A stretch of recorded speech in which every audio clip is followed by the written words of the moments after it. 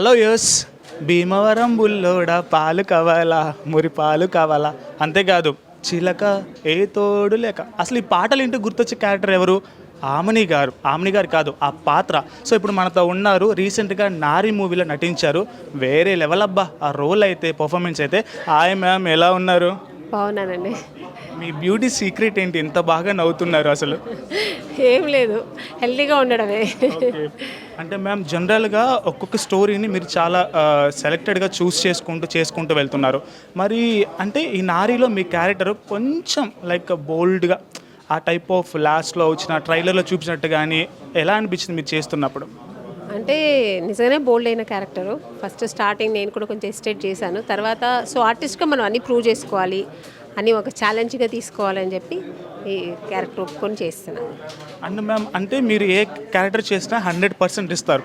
ఎక్కడైనా మీరు అనుకున్నారా ఇది నేను చేయగలను? అంటే ఎంత పెద్ద ఆర్టిస్ట్ అయినా every movie is the first movie. అలా మీకు ఈ నారీలో ఏమైనా డౌట్స్ వచ్చాయా మీ క్యారెక్టర్ మీద మీకు? అలాంటిది ఏమీ లేదు. ఎందుకంటే నేను మీరు చెప్పినట్టు ఫస్ట్ ఎంటర్ అయినప్పుడు ఆ క్యారెక్టర్ నేను ఈరోజే కొత్తగా ఇండస్ట్రీకి వచ్చాను అనే ఒక మూడ్లోనే వెళ్తాను. ఎందుకంటే అప్పుడే మనం బాగా చేయగలుగుతాం. మనం ఏదో సాధించేసాం అయిపోయింది అన్నట్టు ఉండను.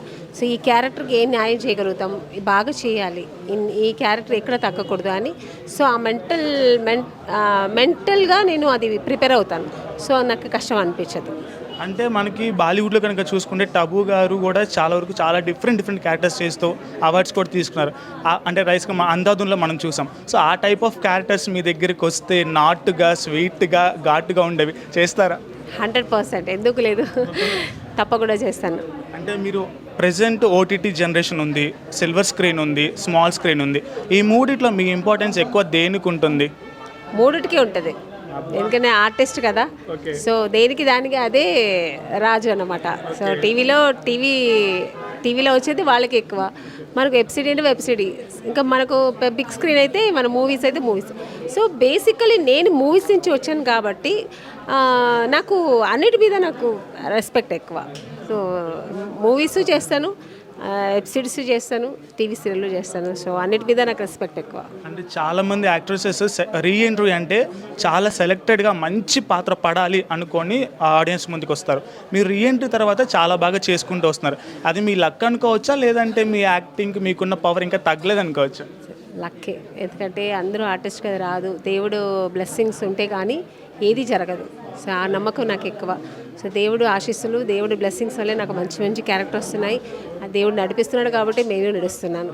అండ్ ఫైనల్గా ఆడియన్స్ నుంచి మీరు ఏమైనా కోరుకోవాల్సిన అవసరం లేదు, మీకు ఎప్పుడు ఉంటుంది ఫ్యాన్ ఫాలోయింగ్. ఇంకా ఏమన్నా కోరుకోవాలంటే ఏం కోరుకుంటారు?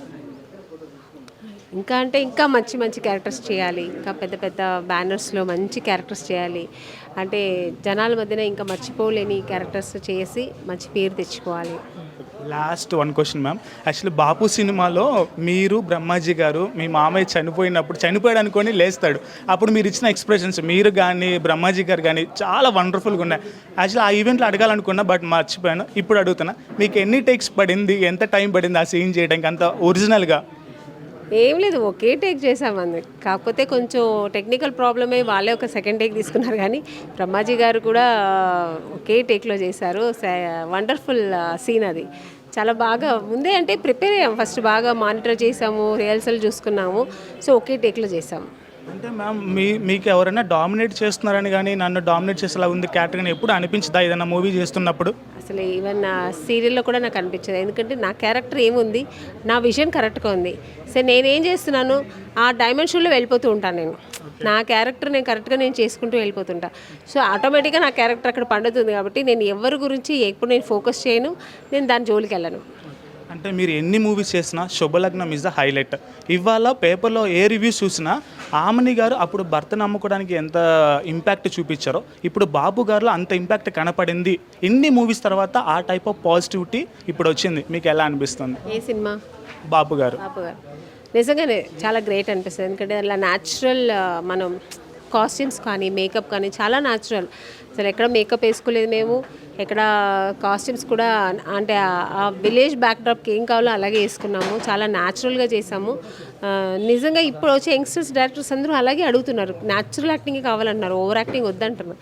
సో అందుకని మాకు కూడా ఈజీ అవుతుంది. ఆల్రెడీ నేను బాపు గారు, కే విశ్వనాథ్ గారు వాళ్ళ సినిమాలని చేశాను కాబట్టి నాకు ఆ ఈజీనెస్ కొంచెం ఉంది కాబట్టి నాకు హెల్ప్ అవుతుంది. లాస్ట్ 1 సెకండ్ ఆడియన్స్ కోసం సీతమ్మ అందాలు రామయ్య సీత ఇప్పుడు ఆమెని గారు పాడతారు. అమ్మో నేను పడను. సరే నేను పాడతాను, మీరు ఎక్స్ప్రెషన్స్ ఇస్తారు, ఓకేనా?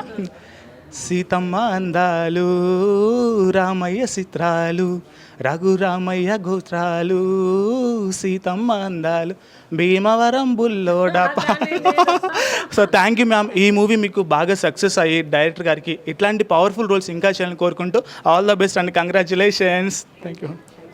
సో విన్నారు కదా ఎన్ని మంచి విషయాలు ఆమ్ని గారు మనతో పంచుకున్నారు. తగ్గడానికి లేదు. మార్చ్ ఉమెన్స్ డే సందర్భంగా థియేటర్స్లో నారీ మూవీ చూసి డైరెక్టర్ గురించి ఆమ్ని గారి గురించి కామెంట్ సెక్షన్లో కామెంట్ చేయండి. వాళ్ళ యాక్టింగ్ ఎలా ఉంది, స్క్రిప్ట్ ఎలా ఉంది, అసలు రోల్స్ ఎలా ఉన్నాయి. Please subscribe to the channel and download the Politicos app from the links in the description.